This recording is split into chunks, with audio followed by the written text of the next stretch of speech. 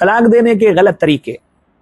اگر طلاق شرعی طریقے کے برعکس دی جائے تو بھی وہ نافذ و مؤثر ہوتی ہے، البتہ خلاف شریعت طلاق دینے والا سخت گنہگار ہوتا ہے، اور قرآن و سنت میں ایسا کرنے سے متعلق شدید وعیدیں وارد ہوئی ہیں۔ غیر شرعی طریقے سے طلاق دینے کی کئی صورتیں ہیں۔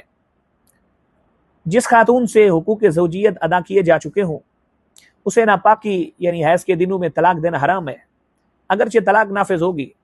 حدیث پاک کا خلاصہ ہے کہ سرکار دو عالم صلی اللہ تعالی علیہ وسلم کے عہد مبارک میں ایک صاحب نے اپنی اہلیہ کو ناپاکی کے دنوں میں طلاق رجعی دے دی۔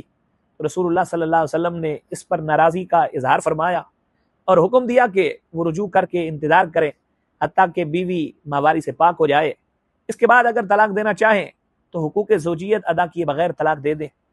یوں ہی پاکی کے دنوں میں حق زوجیت ادا کرنے کے بعد طلاق دینا بھی سخت جرم ہے، تاہم یہ طلاق بھی نافذ ہوگی۔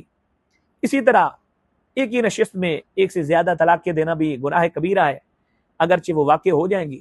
پاکی کے ایک دورانیے یعنی طہر میں فقط ایک ہی طلاق دینے کی اجازت ہے، دوسری طلاق دینی ہو تو دوبارہ ماہواری کے بعد پاک ہونے پر حق زوجیت ادا کیے بغیر دے سکتا ہے۔ یوں ہی تیسری طلاق کے لیے تیسری مرتبہ طہارت کا انتظار کرنا ہوگا۔ ایک ہی طہر میں متعدد طلاقیں دینا سخت گناہ ہے، اگرچہ ایسا کرنے پر طلاقیں نافذ ہوں گی۔